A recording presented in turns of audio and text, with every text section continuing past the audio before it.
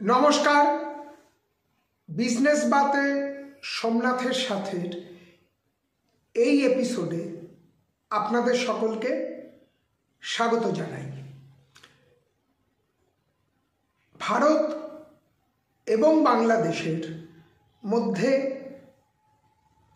তিক্ততা ক্রমবর্ধমান। শেখ হাসিনার বাংলাদেশ থেকে চলে আসার পর থেকে এই তিক্ততা ক্রমশ বেড়েছে এবং আগামী দিনে হয়তো আরও কিছুটা বাড়বে। কিন্তু এর সবথেকে বিরূপ প্রভাব পড়ছে আমাদের পশ্চিমবঙ্গের একটা অংশের উপর। একটা দিক আছে বর্ডারের উপর, বর্ডার অঞ্চলের উপর ক্রমাগত প্রেশার বেড়েছে, চাপ বাড়ছে। ওখানে সাম্প্রদায়িক যে অস্থিতিকর এবং অপ্রীতিকর পরিস্থিতির সৃষ্টি হয়েছে তার একটা দিক রয়ে গিয়েছে। ঠিক একইভাবে যেটা সবথেকে গুরুত্বপূর্ণ সেটা হলো যে পশ্চিমবঙ্গের একটা অংশের ব্যবসায়িক দিক বাংলাদেশের সঙ্গে চলতে থাকে। বিশেষত স্বাস্থ্য পরিষেবার ক্ষেত্রের ব্যবসা কিন্তু একটা ভালো রকমভাবেই আপাতত ধাক্কা খেয়েছে বলে ওয়াকিবহাল মহল মনে করছেন। এটা গেল একটা দিক।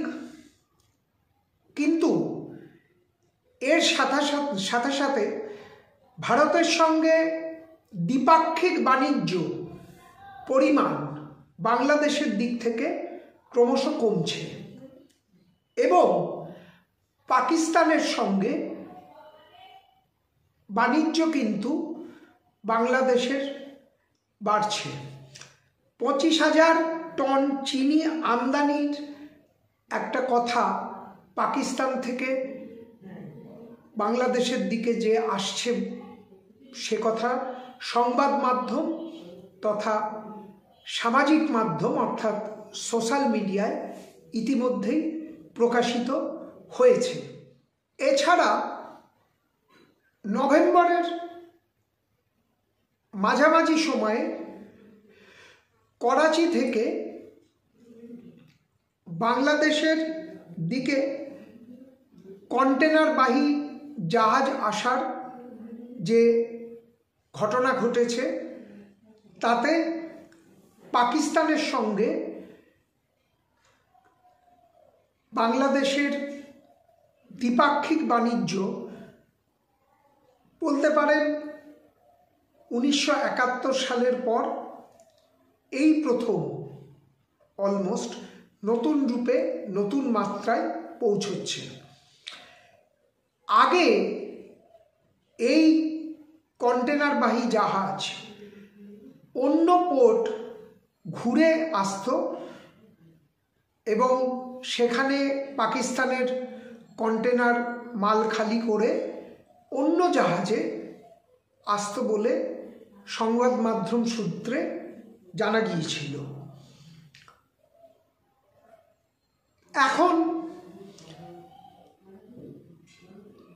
যে প্রশ্নটা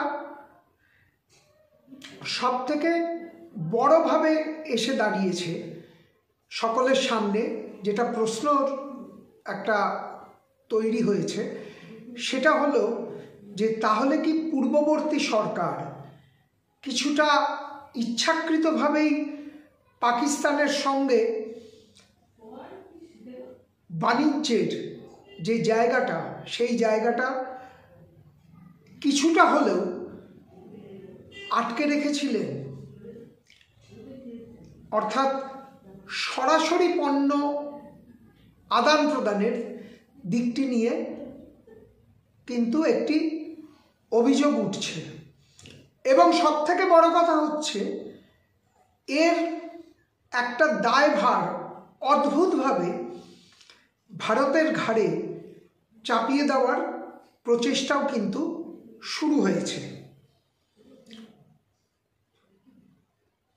বাংলাদেশের স্বাধীনতার পর পাকিস্তানের থেকে চট্টগ্রামের বন্দরে কিন্তু আসতো না। এই প্রথম স্বাধীনতার পর গত 13ই নভেম্বর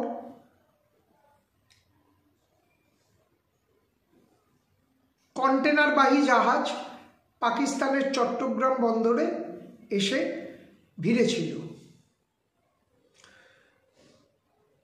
এবং ওই যে বললাম যে 2009 সালে আওয়ামী লীগ বাংলাদেশের ক্ষমতায় আসার পর থেকে দু দেশের মধ্যে বাণিজ্যের অর্থাৎ পাকিস্তান এবং বাংলাদেশের বাণিজ্যের একটা শিথিলতা কিন্তু আসতে থাকে এবং বেশিরভাগ পণ্য, যে সমস্ত পণ্য আর কি বাংলাদেশে আসতো, তাদেরকে কিন্তু আওয়ামী লীগ সরকার লাল তালিকাভুক্ত করেন বলে অভিযোগ উঠছে।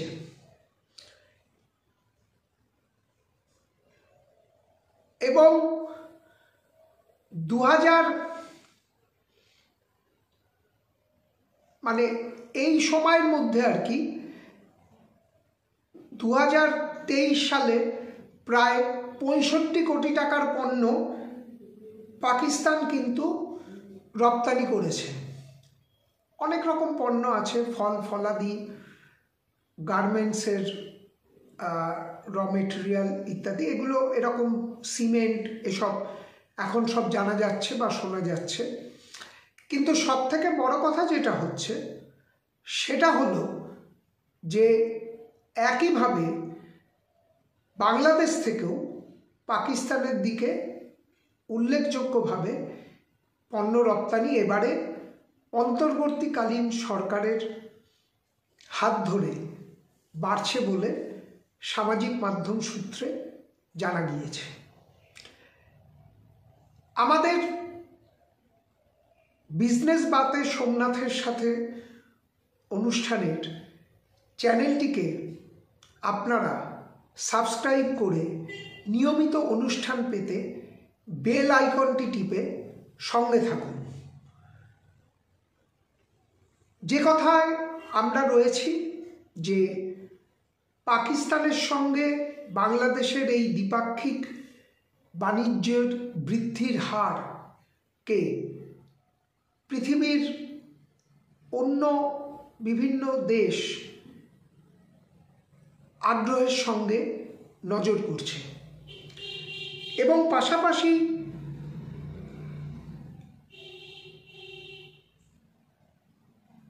বাংলাদেশ থেকে মেডিসিন, লেদার চামড়াজাত দ্রব্য পাকিস্তানে কিন্তু বাংলাদেশ থেকে রপ্তানি হচ্ছে এবং রাজনৈতিক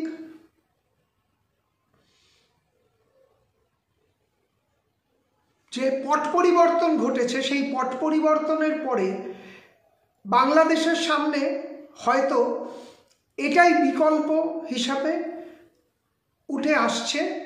এবং সবথেকে বড় জিনিস যেটা হচ্ছে সেটা হলো যে এই রকম একটা পরিস্থিতিতে আগামী দিনে আমাদের দেশের ব্যবসায়ীরা ঠিক বিকল্প বাজার আর কোথায় কোথায় খুঁজে পায় সেদিকে কিন্তু সকলে নজর রয়েছে। অর্থাৎ ভারত থেকে এক বিপুল পরিমাণ পণ্য সামগ্রী, বিভিন্ন রকমের পণ্য সামগ্রী বাংলাদেশে রপ্তানি হতো, বাংলাদেশ থেকেও আসতো, কিন্তু পরিবর্তিত পরিস্থিতিতে সেই ব্যবসা ধাক্কা খেতে চলেছে দীর্ঘকালীন ভিত্তিতে, যদি এরকম একটা পরিস্থিতি চলতে থাকে।